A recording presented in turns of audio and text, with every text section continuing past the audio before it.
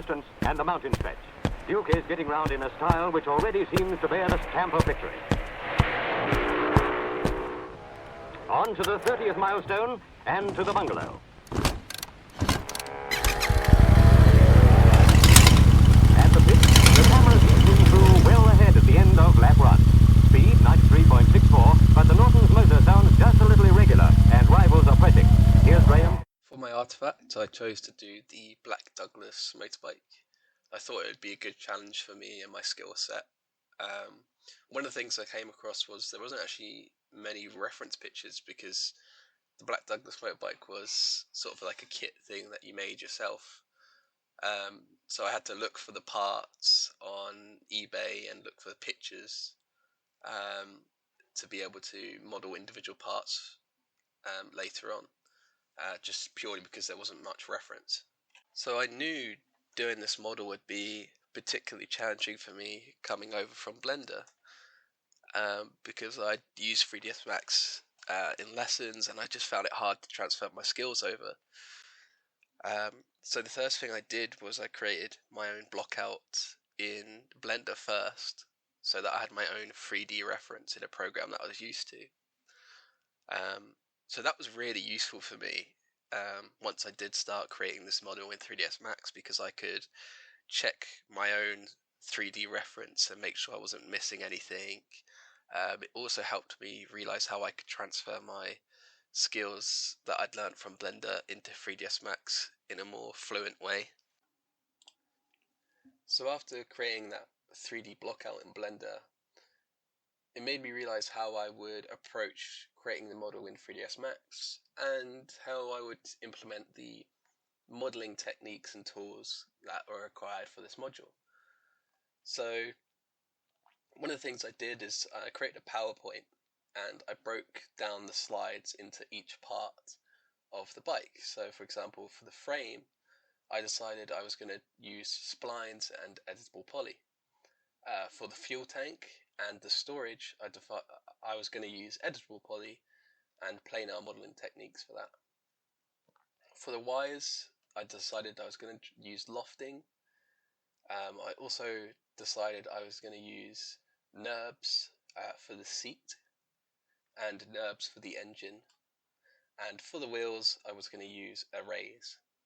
So now that the planning's out the way, let me show you how the model turned out, and I'll explain where I used what tools and how I ended up with this result.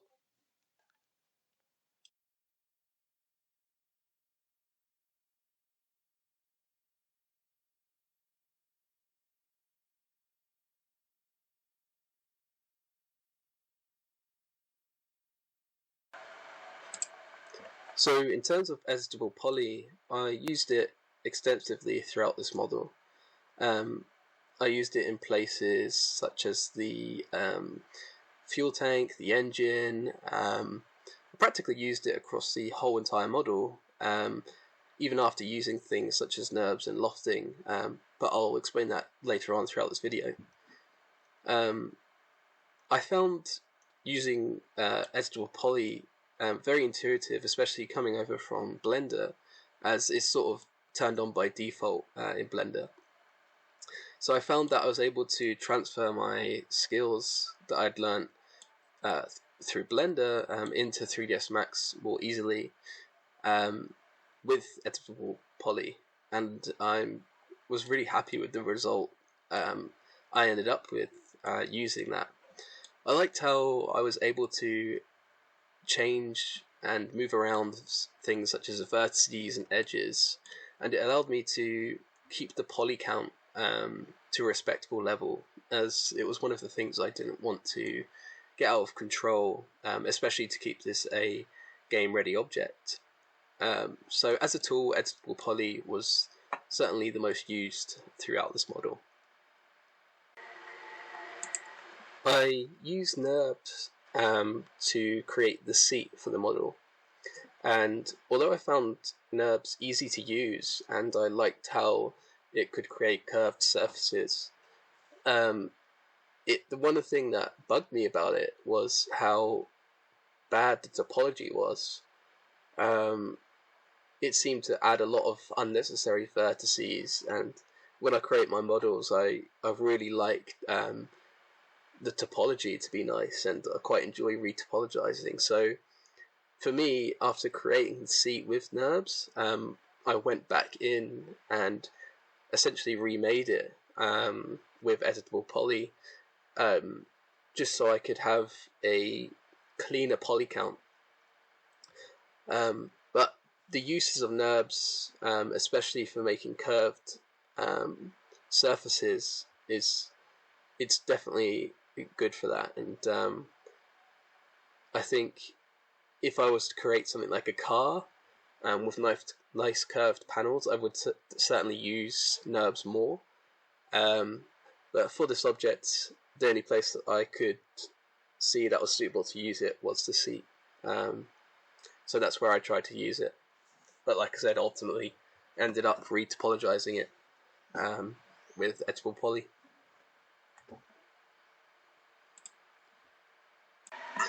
So I found it challenging to figure out where to use lofting.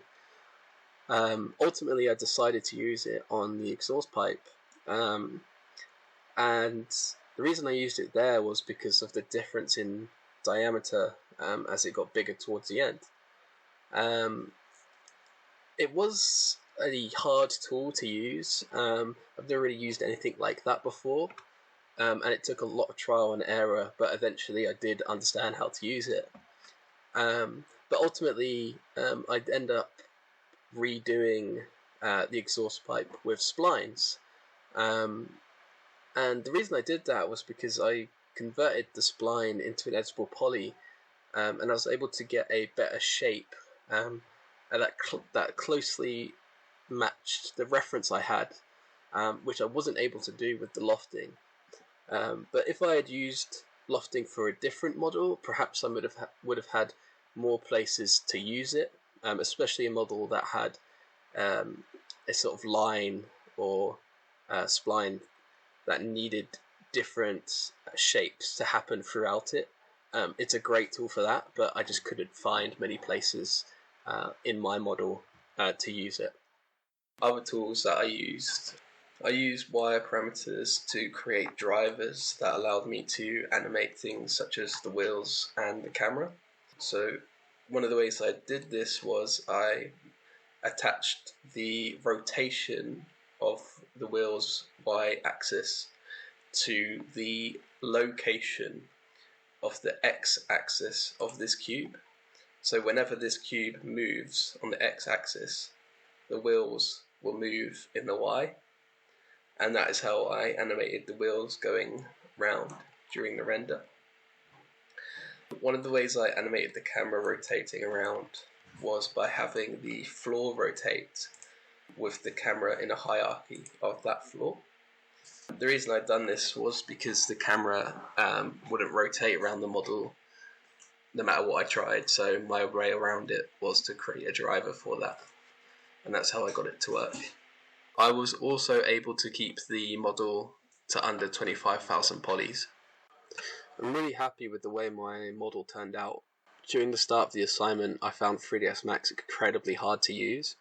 I found it almost impossible to transfer my skills over and was actually very disheartened by it.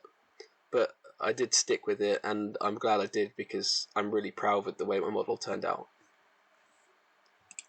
I wish I engaged more with the Moodle content, as I felt I would have realised this sooner and perhaps my model would have turned out even better. But due to all the game jams and the coursework we had, I found it hard to manage my time, and because of that I only really engaged with the lessons and the quizzes, but the quizzes were incredibly helpful for me because it helped highlight the areas that I need to work on, especially before the exam starts. Overall, I feel no longer tied down to a particular software, and in the future I feel confident to be able to work for a company that uses any other 3D software, as I've proven to myself that I could pick this up. I think my main takeaways from this assignment is that I don't need to be bound to a certain software, and that I also need to manage my time better so that I can do the extra content to enable me to be a better 3D modeler in the future. Three-quarter distance and the mountain stretch. Duke is getting round in a style which already seems to bear the stamp of victory. On to the 30th milestone and to the bungalow.